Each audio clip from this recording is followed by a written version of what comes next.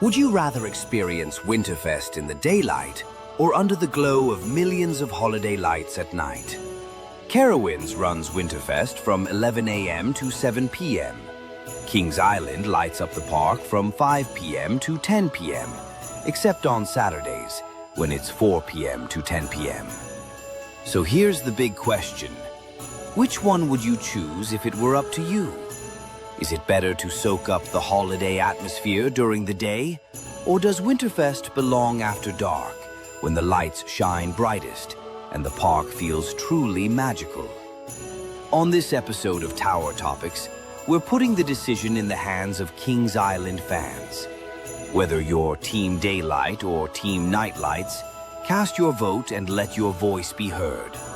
Let's break down the pros, the cons, and get into it. Hello, and welcome to another episode of Tower Topics. Alongside Ryan, I'm Don.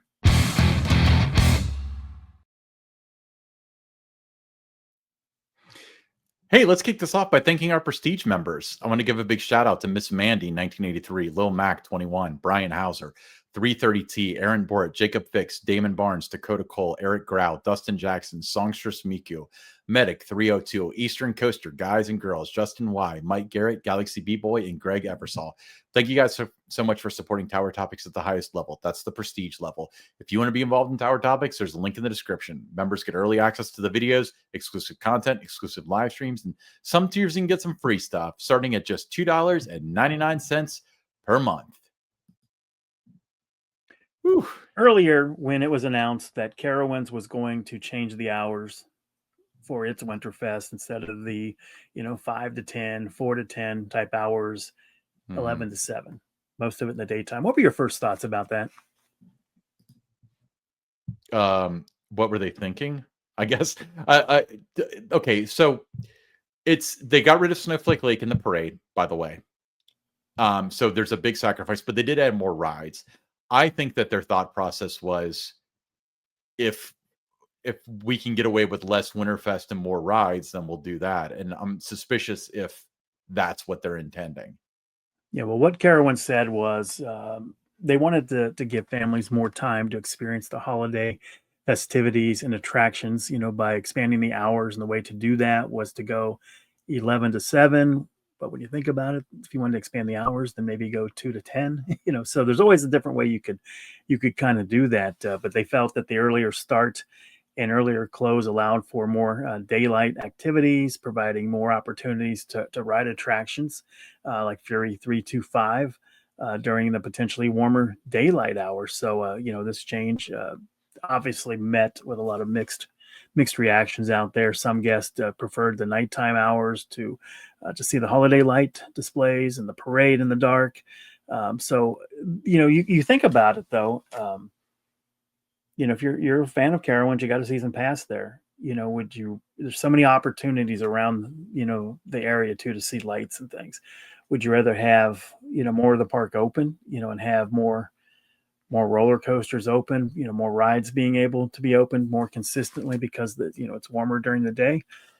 Or would you rather have that traditional holiday event where it's more about the shows, the ice skating, the parade, and that? So, that's what they're doing there. But then you look at Kings Island, Ryan. If Kings Island were to do that, would you rather see the Carowinds model and it's 11 to 7 on Saturdays and Sundays, and you have Diamondback open, Orion is open, Banshee is open, so you have more rides, but you're not going to have a parade at night? You're not going to have as many shows. You got more limited time to see the lights. Is that something that you think, maybe not yourself, but do you think Kings Island fans would make that trade? No, absolutely not.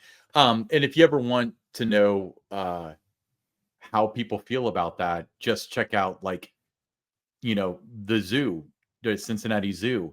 They're a zoo during the day, so it's their par for the course, and at night they've got their zoo lights, or what do they call, festival of lights. And the cars start lining up at 4 or 5 o'clock. They're not there at 11 a.m. so they can see the light. I mean, the lights are lit during the day, I think that Winterfest is special because it is at night. It is a Christmas event. The park decor, the environment, all that stuff is what people go for. The other option is to have a bunch of rides open when it's really, really cold out.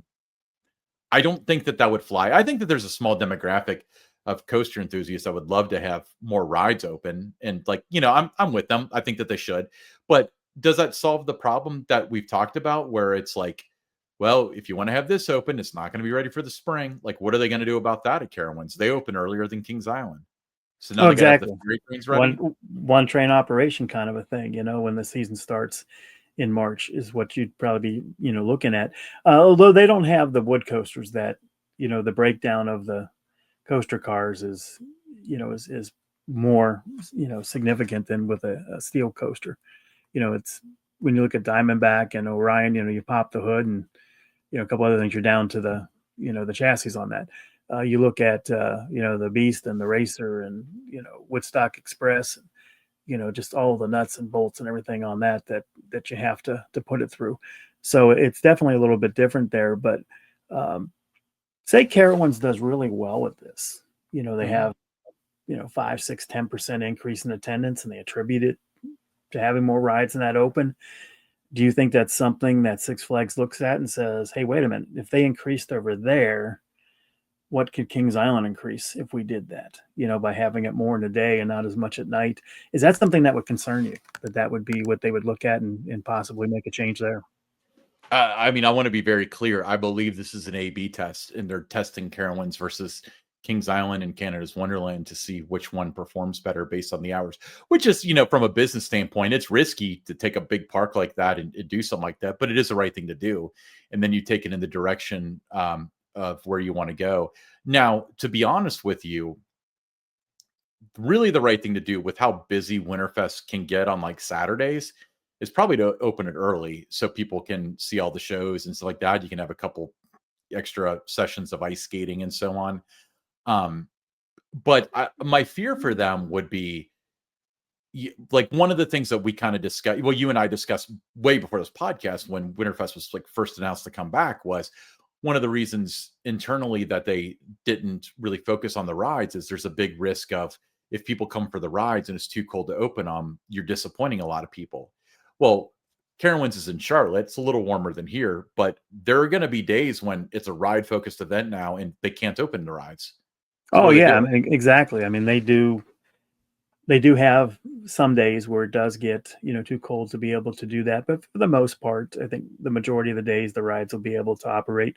You had me thinking back to the original Winterfest, and there were, years where the hours during the weekends were, they open at 10 o'clock, and it was all day. It was an all day event, just like a normal operating day. And they had the Fest House show had 2 different casts.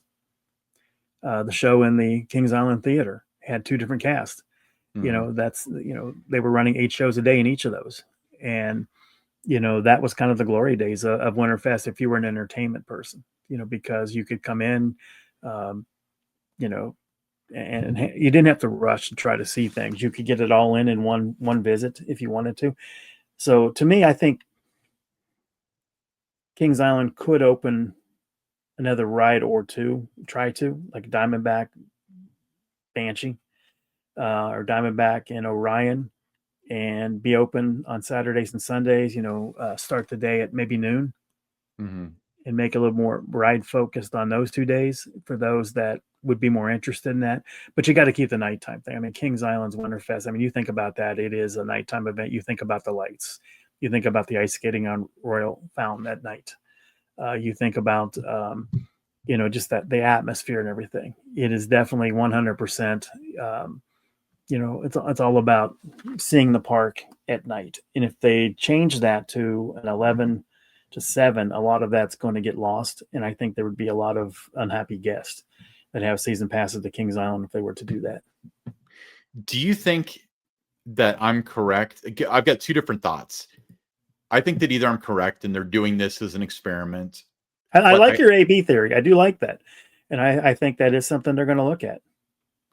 Do you think that's what it is? Or do you think that maybe possibly this is a Carowinds decision and they're trying to sandbag it? They're trying to I don't think potentially make it fail. I don't think they're trying to intentionally make it fail. But when I first heard about that, what they were doing, I was like, well, this is, the company, the Cedar Fair Legacy Parks that, gave us fireworks at King's Dominion at 5 o'clock in the afternoon. So, it They wasn't, are a daytime organization, aren't they? that's right. So I was like, okay, it didn't surprise me, in that respect, but I think that they had a really nice WinterFest event at Carowinds. It looked really nice at night. They did have the ice skating. The parade there, I heard was really good, and at that park. So, I don't know. I was a little, like I said, I wasn't surprised because of the daytime fireworks at King's Dominion that this is something they would try to do. But you look online, you look at the sentiment reports and that I pulled to see what people were saying about it, and I would say it's about 75% not happy that Well, that and they're going this then route. this might be the only year they do that. Didn't they open it to the first, like in 2017 or so when Winterfest came back? They opened it to on Saturdays. I feel like after the initial weekend when it was just packed, they decided to start opening earlier or something like You that mean at Carowinds. I know that they had a little bit earlier opening time. I can't say it was 2 o'clock. It might have been like 3, but they might have been like 3 to 9 instead of 4 to 10. So I don't know, but the hours were kind of a little bit comparable. At the parks. I think that there are the coaster fans that want to go. They want to ride Fury 325, and this gives them that opportunity to do that. So maybe they're looking at it as people want to ride rides. Maybe that's what the surveys told them. We'd like to see more rides open, and they thought, okay, let's try that. This is what people want.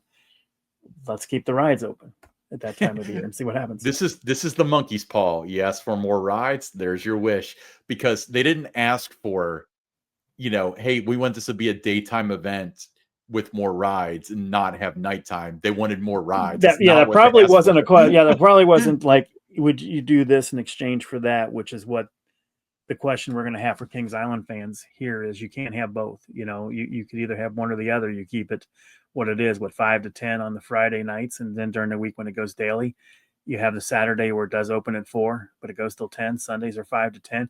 Would you rather keep it that way and have the ride lineup that you have right now? Or would you rather, we go 11 to 7 and, most days we could probably have Diamondback and Orion open for you, so which one would you rather have? For me, it's easy. I look at it as I've got all spring and summer and fall to ride the rides. I like the fact that it's a holiday event, and to me, the holidays and these events, it's built around lights, the atmosphere that you have. Yeah, and I don't want to see, any of the parks playing the victim in terms of it's Diamondback, but it's one train because, hey, you want to have this ready in the spring or open in the spring with 2 trains or 1 train or something. Because, people ask for more rides. Of course, they're going to. If you can't accommodate it, you just can't. Don't make the event worse and say you're accommodating something else. It's robbing Peter to pay Paul. If the sentiment is so negative, I mean, maybe they'll go and they'll feel differently about it.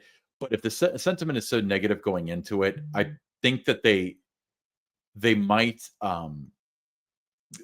only do this 1 year. I think a big tell will be if they extend the hours. It's quite possible that they say 11 to 7, but if they say like, oh, we're going to be up until 9 on Saturdays now, I think that that's going to be into the territory of, well, the people that wanted to do like 5 to close will still come if it's open in relatively normal hours.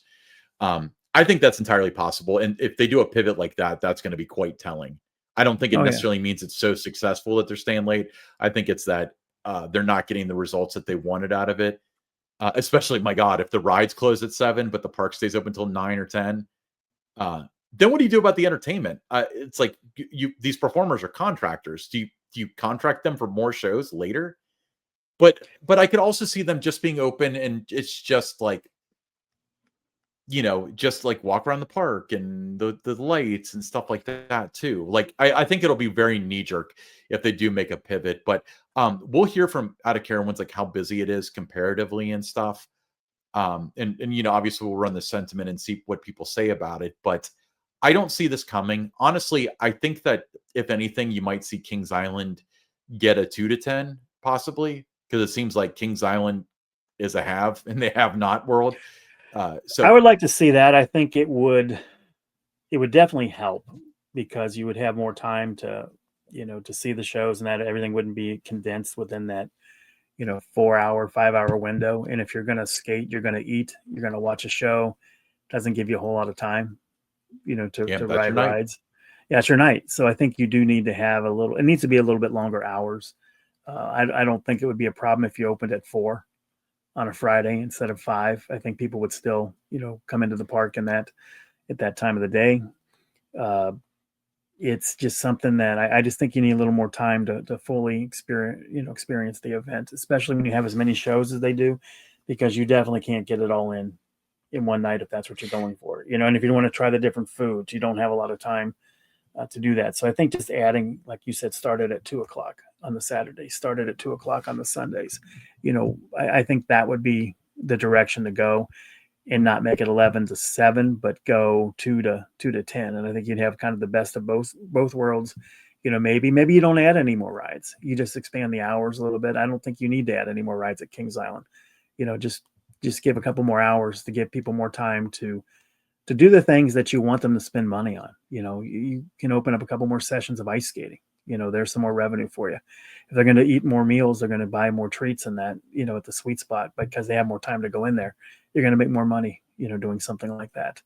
So I just think that there would be more value for the ticket holder, the pass holder, if you gave them an additional 2 hours, especially on Saturdays and Sundays to enjoy the event. But I'm going to pull a sentiment report, give it a couple of, some operating days to see what guests are saying at Carowinds about the daytime hours. And like I said, from what I could tell, it looked to be about 75% against this, that they preferred to have the deeper hours into the night. But we'll let the analytics and the sentiment report tell the full story. Well, if we're going to do the sentiment report thing, let's do this exact episode again a couple weeks into the event. The sentiment for Kings Island, which is essentially par for the course, versus Carowinds, which is trying something new. We'll see how people are reacting to it online. I think that would be a really interesting thought experiment. A couple of things that I wanted to bring up, and this is really kind of a differentiator because, for one, I think that the company's more pragmatic than we give them credit for. So I think it's entirely possible that this works at Carowinds and it's going to be 11 to 7 there from now on. But it works being 5 to 10 at Kings Island. So we're going to keep that too. That's entirely possible. Also, another thing that's not for nothing is that they got rid of Snowflake Lake. They can't do WinterFest without Snowflake Lake at Kings Island. It's too central. No. They cannot do that. Absolutely not. So I don't know if that would be a factor in the decision or anything like that. Probably not. But that's not a sacrifice that Kings Island can make. That's one of the biggest expenses of WinterFest. And if they don't do it, well, first of all, you've got a big empty fountain in the middle of the park. So what do you do with that? Secondly, like I don't know, like when you guys relaunched WinterFest in 2017, but I remember in 2005 when Jeffrey Siebert was talking about it when he was the PR guy, when he said, when they did the surveys about WinterFest, they said that there were only 2 things that came to the top. Everything else was kind of, people that remembered it. But Eiffel Tower Christmas tree and ice skating on the fountain were the 2 things that we don't do WinterFest without that. And that's probably still true. I agree with you. You're right. Where does the parade fall for you? Is it something that you think is essential that Kings Island has to always have the Wonderland parade? Do you think they always will need the parade at Kings Island? Do you feel that that's important? Yes, I think it's important because I don't know if I'm alone in this or not. And this is another thing. Leave a comment. But when you go to WinterFest, I feel like the first several hours are super energetic, and then you're in like a cold, dark park at night. And it kind of gets depressing. And so after like 8 o'clock, it would always kind of get sad there, in my opinion. But the parade being at like 9 o'clock or whatever, it's toward the end of the night. Yeah. I mean, it's at the perfect time and it re-energizes everything. Now, so for me, from a guest standpoint, I think it's absolutely critical. Parades are big crowd pleasers, huge, resource drain. We've talked about that quite a bit. But I think that if they could pull the parade, they would. They feel as though they cannot. Yeah, I think I agree with you that if that was something that they felt they could get rid of and save some money there, that they would certainly do it. I feel like the parade gives Winterfest that kind of Disney feel, to it. I think it kind of elevates um, elevates the event. How you feel about the event. Having something like that there. Yeah, I mean, it's a crowd pleaser. Like I said, it's and they throw out the candy, well, not the candy canes. It's like the little like grandma Right. mint things. I don't know what they're called, but they throw those out, and kids love that. The parade, the floats are the best floats that they have. They're better than the Carnival floats, in my Oh opinion. yeah. And the Carnival floats are pretty awesome.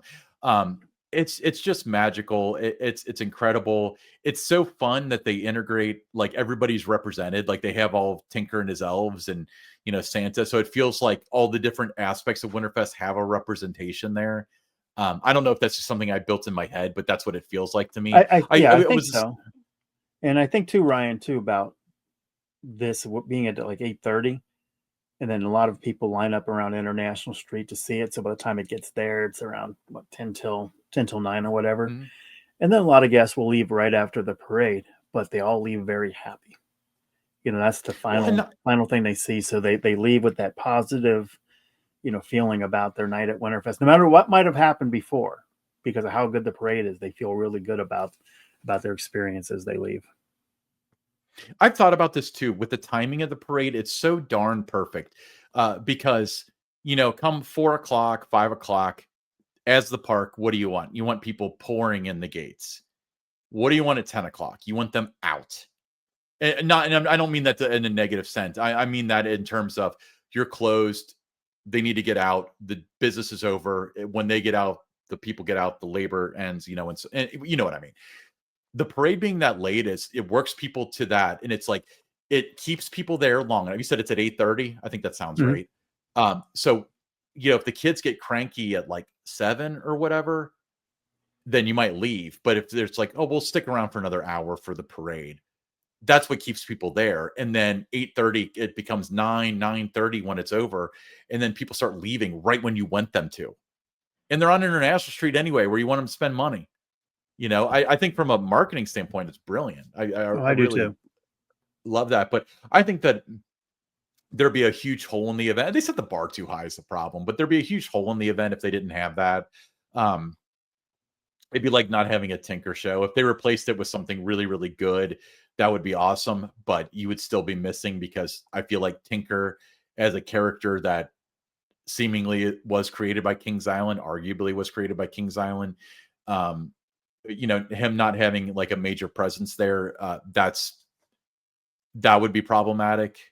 And they do such a good thing with the event. I would, representing even stuff they've added, the drive-in and all that stuff, like the uh, Shooting Star Drive-in. It's just so cool, and it's so nostalgic. Like, I've only been to a drive-in once in my life. I don't have nostalgia for drive-ins, but I see what they're coming from, and it makes me feel nostalgic, even though that was long before I was born. They Hmm. did such a good job with it. I would hate to see stuff pared back like that makes that emotional connection in exchange for Diamondback with one train operations during the day. Like, I Right. don't think anybody really wants that. Well, we'll find out. If you have thoughts on this, would you rather see the Carowinds model at Kings Island, where it's open, say 11 to 7, but you might have Diamondback and Orion open, but you're not going to have some of the things at night? You're going to only have like 90 minutes of time to see the lights and everything. Or would you rather keep it the way it has been, where it's a nighttime event?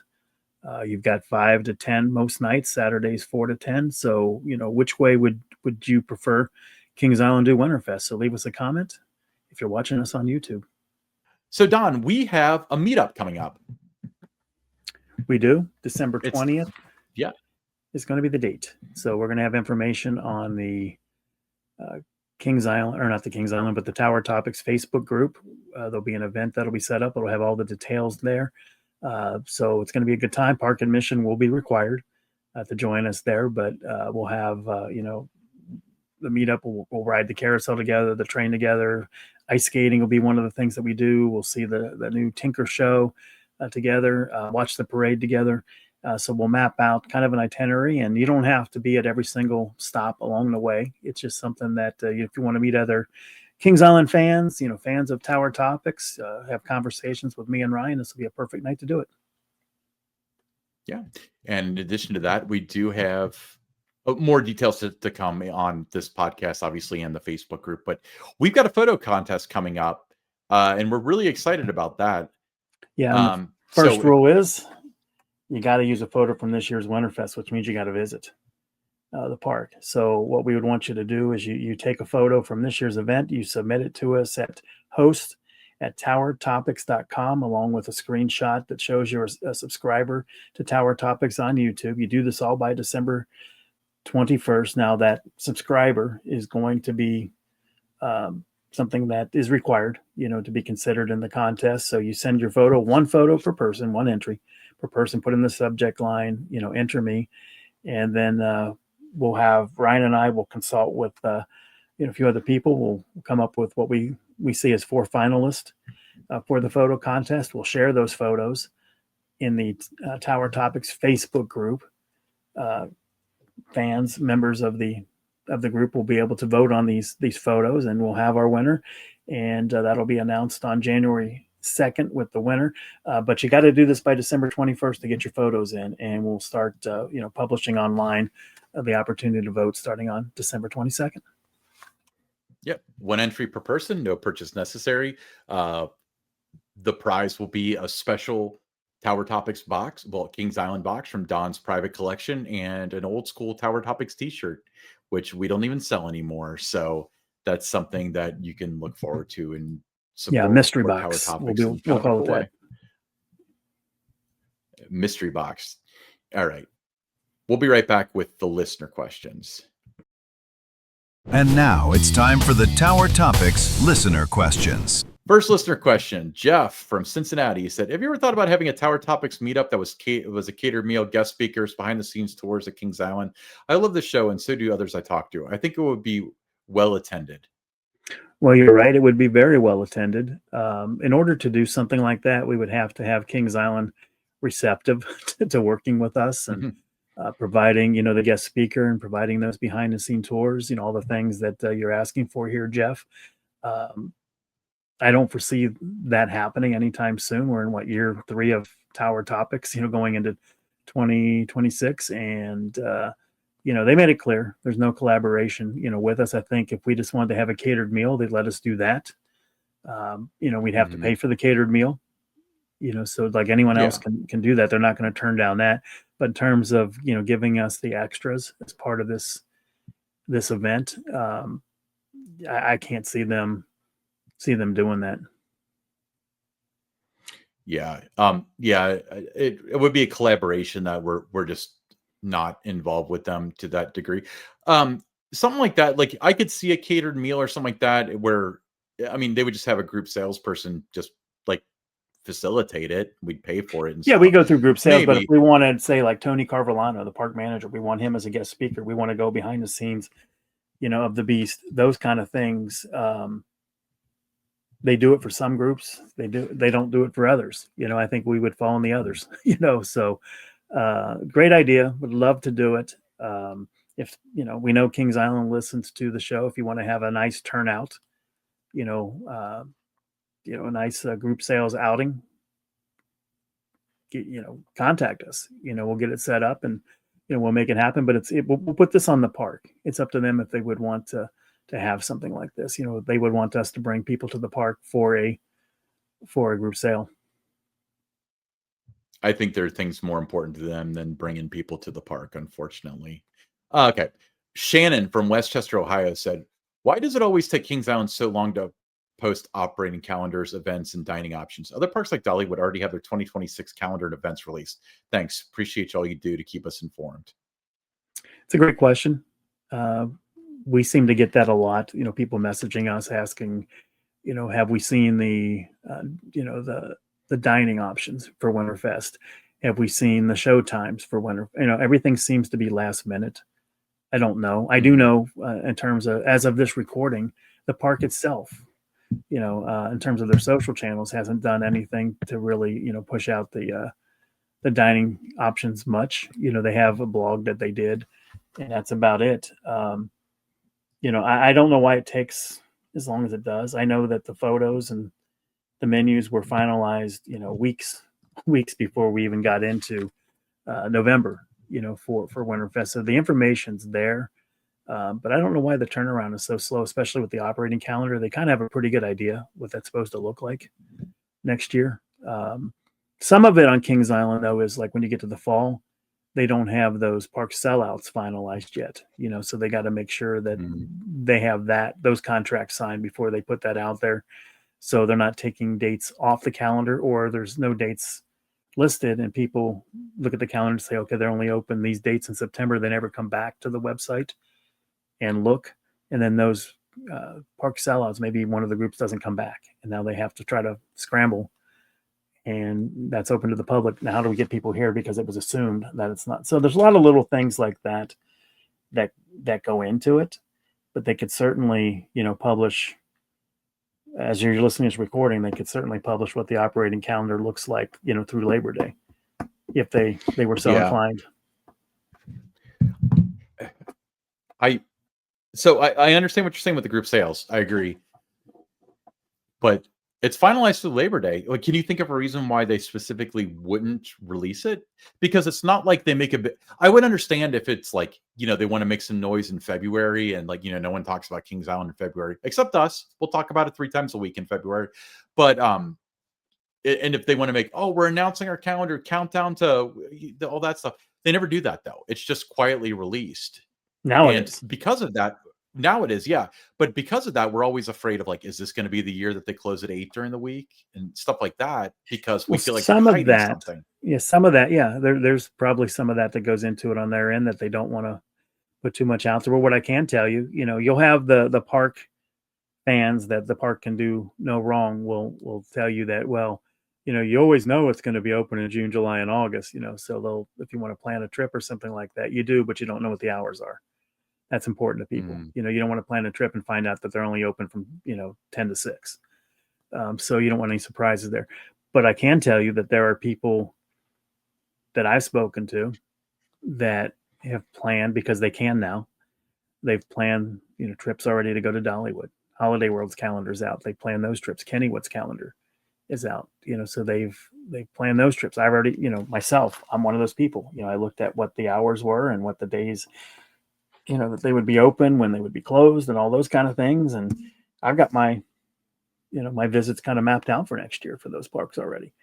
I'll wait and we'll see what happens with Kings Island, but I do know that, I can commit and book hotels and everything to the other parks now, because I know what to expect. I know what the events are going to be on certain dates there. They've already released those things too. So I know if I'm interested in this certain event at Dollywood when it runs, they've already, they've been transparent. Here's what you can experience when you come on those dates. Same thing with Holiday World. So, and Kennywood. So, I'd like to see a little more transparency. I'd like to see the calendar out there a little earlier. And I'd like to see things like the meal plans and, what's going to, and this isn't just for WinterFest. We go into, days before the season starts, and we don't even know what's on the dining plan in a lot of the restaurants. Yeah. Yeah. Do you think that's an oversight, or is it intentional? I think combination of a lot of little things. I think sometimes, you've had a lot of turnover, on the marketing side, and that a lot of them, that come in, they don't understand all the time what's important to guests, what they're looking at, what they're thinking, what they need to know. They're not putting themselves in the shoes of the guests. They're putting themselves, looking at what works best for them, rather than what works best for the guest. You can't do that. You've got to make sure that, you're always keeping the guests top of mind and keeping them informed. And I'd like to see things released a little bit quicker. They used to be, so there's no reason why it can't be moving forward. Yeah. I've always wondered, because I feel like it's a good opportunity to get people excited about stuff. Like, I mean, when they release like the red schedule, people get excited, and it's like, it doesn't hurt sales for anything, No, a lot of parks, that's a big deal. That's a press release, like what's whether it's sports or it's these other parks we talked about, they send out a news release. They do blogs on it. They write about, the different special events that are coming in. The media picks it up. And even though we're months off from the 2026 season, it's out there. People are talking about it. They're excited about it. But, you just don't see that anymore out of Kings Island and some of the, the other parks in the chain. Yeah. That's unfortunate. I actually have a late entry that somebody emailed today. I think this is almost a comical question, but it's a question worth asking. And this is Greg from Troy, Ohio. He said, I got 2-part question. 1, are either of you planning going to Six Flags Qiddiya City next year? 2, which U.S. theme parks have you wanted to visit but have not yet gone to? Are you going to Saudi Arabia, Don? I am not. Definitely not. I got a Disney cruise next year. That's going to be my big thing that I do. I think in terms of parks, I pretty much have been to everyone that I really would want to go to. In the country, there's others I'd like to get back to. Knott's Berry Farm would probably be one. It's been a minute since I've been there. So, but the ones I really want to go to, I pretty much have been to those. Yeah, I've got a trio of parks that are actually pretty close. I've never been to Southern California, so Knott's, Magic Mountain, and Disneyland are my 3 parks that I really, really want to get out. You've never been out there? No, I've never been. So when we went to St. Louis, Don and I have been to St. Louis. We went to a Blues game. It was a good time. That's the furthest west I've ever been. I've never been west of St. Louis. So yeah, I've never been to California. Oh my gosh, you've definitely got to get out to Southern California. Disneyland is a must. I'd love to hear your thoughts on how you compare it to Disney World in Orlando. But yeah, Disneyland, you gotta put that on your bucket list. You got to make plans to get out there, and then if you're out there, you got to go to Knott's. While you're right there, you got Magic Mountain right there. So that's a trip worth making, Ryan. Yeah, when Magic Mountain, there's 2 reasons why I want to visit. First of all, I want to ride X2. So if they tear that down, it's going to probably go off my bucket list. But also, I really want to kind of like line up the spots from National Lampoon's Vacation. Like, I understand that Colossus is now Twisted Colossus and so on, but I've always kind of like wanted to go there for that reason too. Oh, I'm totally not going to Qiddiya City. It's probably safe to travel there and everything, honestly, for most people. But what if you went there to the other side of the world, to a strange land, and like Falcon's flight was down? Like, because we don't know how well this thing is going to run. It's very experimental. Yeah. I don't know. All right. Yeah. So like I said, Ryan, I'll keep reminding you, you've got to get out to Southern California. And while you're out there, depending what time of year you go, taking a Dodger game, that's an experience all on its own. So more so I'd want to go to SoFi Stadium. I want to see that. I want to see where the Bengals lost the Super Bowl. Yeah, I've that was under construction the last time I was out there. It's funny because simultaneously it was under construction forever, but it also felt like they built it fast too. I think it was because it was under construction when the teams moved there. Because didn't they play in the Rose Bowl and LA Coliseum or whatever they called it? Yeah. The Rams played in the LA Coliseum. It's like 140 years old. Yeah, and the Charger, and by the way, UCLA's trying to move out of there and into SoFi. I heard that's a tangent there, but Southern Cal, UCLA, UCLA plays there too, yeah. But I think it was UCLA that's trying to move to SoFi. Yeah, they're trying to get in there, which is nowhere near their campus. But then again, the Coliseum isn't close to campus either. It's a bus ride away and a lot of them don't have cars on campus. Anyway, yeah, that's definitely a bucket list. You don't have to sell me on it. It's definitely something I've wanted to do. I'm just waiting for the proper time and so on. And they're year round, so I might make it this. Then you and I can debate then, if you do that, which haunted mansion you like better, Disneyland or Magic Kingdom. I've got a piece ready for Theme Parks by Don on that, given my thoughts on which one I prefer. Yeah. I've heard their Pirates of the Caribbean's longer. That's another one. I have an article. I'll have an article on that after the first of the year, comparing those two as well too. I'm gonna do a little more Pirates of the Disney stuff. I've Caribbean. been asked to do more Disney on my You know, channel. I've always heard a lot of people that have been to both. It's, you get a lot of like, the people that are hardcore Kings Island think like they're jealous of Cedar Point, and there's probably some people that are close to Cedar Point. I think Kings Island's better. A lot of my friends that are like annual pass holders to Disney World, um, they're kind of like Disney snobs. They're like Disneyland is so much better, and the ones that are really snobs are like Disney Sea in Japan is really the best one. Well, you've So, got your, um, between, for me, Disneyland and Disney World in Orlando, you have, it's like two different things. One's the history, the nostalgia. You understand, when you go in and you feel that at Disneyland.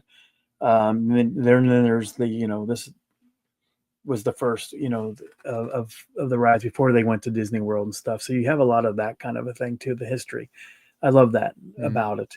But then there's for me, it's like Kings. I don't know if that's been your park for years. You grew up with it. I mean, it's you love the other parks that you go to, but they're still home.